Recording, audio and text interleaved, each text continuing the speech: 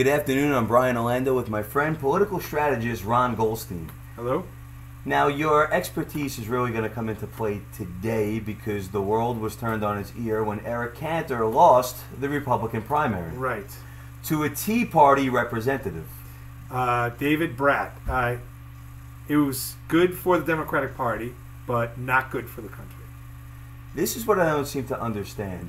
You're somebody who looks at strategy, looks at political climate, does whatever it takes to get their candidate elected. I'm a political analyst, right? I think about politics probably all the time when I'm not thinking about sports. But what I hate is that politics is taken into the governance. It should not. You should be involved with this for ideological reasons, and you should back people you believe in, and they should then get elected and do the good of the country, not take care of politics. So guys like me, like for instance, I'm a Red Sox fan. Bill Lee, I'm also an old guy. Bill Lee was a pitcher, and he did a lot of crazy stuff. He back in the '70s, he was a pot farmer, and he backed Mao Zedong. But he always said it's pure between the lines. When he stepped onto that field, it was all baseball. Sure. When you step into Capitol Hill, into Congress, the White House, the governor's seat in any state, it should be pure between the lines. It's about the country. It's about the state. It's about the people. It's not about politics, and that's where it should end. Well, Eric Cantor seemed like a staunch, solid Republican, and his opponent, the man that beat him, seemed like a real extremist, a Tea Party religious right extremist. Right. How did this happen? How did Eric Cantor lose? I didn't follow it day to day, but this is a formula I've been seeing around the country where the Tea Party holds a lot of what they call mainstream. I still think Eric Cantor is pretty right wing, but they consider mainstream Republicans not ideologically pure enough, which means you can never talk to the President of the United States. You can never talk to a Democrat. You have to be for totally dismantling government, except for army, or they probably call militia, or whatever they would, or whatever they would benefit from. Right. And so he voted against the president 95% of the time. Running one of the houses of Congress and vote against the president 95% of the time. I mean, this is not some accommodation person. I mean, right. and their problem was that 5% of the time he was accommodating the president. When the president called, he picked up the phone. Oh, well, guess what? That's his job. He did it for his constituents. He did it for his country. So the Tea Party is going to take these people way to the right. It's going to take the Republican Party more to the right. And that's good for the Democrats because I think the independent voters who decide these elections, right, it's 40% them, 40% Republican in general terms, and 20% independent as an average. And those independents who sway elections do not like the extremist rhetoric of the Republican Party. So they can take it more to the right, but they're not going to win elections, and they're certainly not going to do anything as far as governing the country, which independents also want. So are independents in love with everything the Democrats stand for? No, of course not. I happen to think that most independents would like to vote for a Republican over a Democrat. They're more right-leaning than left-leaning. But they think left-leaning is taking more of a chance and right-leaning is more safe. But in this case, it's scary. There's stuff like they're going to tell you what to believe in. They're going to tell you that, and that includes that there's no problem with climate control, that you can bring guns anywhere you want, that if some guy shows up at my house with an assault rifle and I go to complain about it, I should be the one who's arrested. A guy should walk in with... And independents that's a Texas law, correct? Yes. Independents don't like that. They don't like that. And as long as the Republican Party keeps being pulled to the right and everybody else is afraid of their job, another problem I have with politics is that you get elected, you're representing you're representing your district or your country, and it's not a life term. I mean, if you're good at it, you keep getting reelected, but you should be elected on the merits. But these guys who are afraid they live from campaign to campaign because they want to get reelected. Who knows why they want to live that life? Are going to compensate the and placate the Tea Party.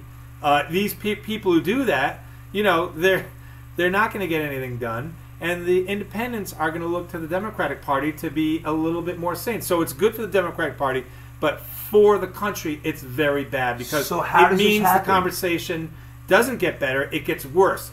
All the independents say, what I'm pissed off at is that Democrats and Republicans don't talk to each other. Nobody gets anything done. We need a third party. We need to get things done. This is the independent mantra. And as long as you have the Tea Party taking the Republicans further to the right, that's not only is that not going to happen, your chances are less and less. The boat is going away from the mainland. It's going farther and farther away. And the independents are seeing these guys as like the Taliban of America. But it's happening all over the place. The religious right, the Tea Party, the extreme religious right are the ones taking over. I don't understand why. You have in the 9th District of Congress in Chicago, Susanna Tannis. She's a middle-aged, not very attractive woman, and I say this because her opponent in the Republican primary was a Navy veteran, David Earl Williams III, 29 years old, a man of color. He lost. He should be their poster child. You would think, but this woman ran on a campaign where she said God is punishing the country for equality, for equal rights and equal marriage by introducing autism and dementia into the world. So little kids and the elderly are being punished by God for gay people. That's Susanna Tannis' mantra, and she got voted in. What's happening? And here's something that I always like to do. I like to get in the heads of people who don't agree with me. I like to see their perspective. I think it's important that we all do that. Where are they coming from? Maybe they have a point, but I can't see that. I can't, not her, not the candidate that you mentioned, but the people who voted her in. I don't understand that. When you have a good, respectable guy who served in the armed forces and just looks like someone you'd be proud of representing your district, and you're going to go with someone who says stuff like this, even if you don't believe in gay equality, it shouldn't be this you shouldn't be to mix religion with this loathing, almost like hatred, this hate speech, is just something that I would think most people would be uncomfortable with. But that's not what religion. It's not what. Hey, I'm Jewish, but Christianity, it was always taught to love your neighbor, and you don't have, if you don't believe that they should have equal rights, at least. You shouldn't be going off the deep end thinking. But this is what's attracting the Republican Party today. And I don't. And I'd love to get into their heads and understand them. And I have a big problem doing that. I can't understand it. I can understand people being suspicious of government. I can understand people don't want to pay taxes. I can understand the people on the Republican side being pro-life. I am pro-choice. Mm-hmm. I will always be pro-choice. I can understand people go to church and they're being told by their priests that life begins at conception, and that's why they believe in that. I can understand that. I can't understand the people in the Tea Party who think they're just going to dismantle everything. Listen, when an intruder comes into your house and you go to call the police and they don't come, right. Or you bite into food and it's bad, but they don't tell you that, and or you buy something on the internet and it's false premises because it's a sham. How can you not want anybody to help you? And I think that these people would, but they don't vote that way. Ron has worked with Barack Obama, Bill Clinton, Ted Kennedy. You've helped many, many prominent people in politics get elected. Moving forward, watching people like Eric Cantor, who voted against Barack Obama 95% of the time, who seemed to be the poster boy for the Republican Party, who's right. now considered too left-leaning because of 5%. Right. What's next for the Republican Party? What can we see in November during these midterm elections? Well, you're going to see a lot of Republicans, a lot of candidates go to the right, and that's going to be to their detriment because it will scare off the independent voter. But you're going to see that.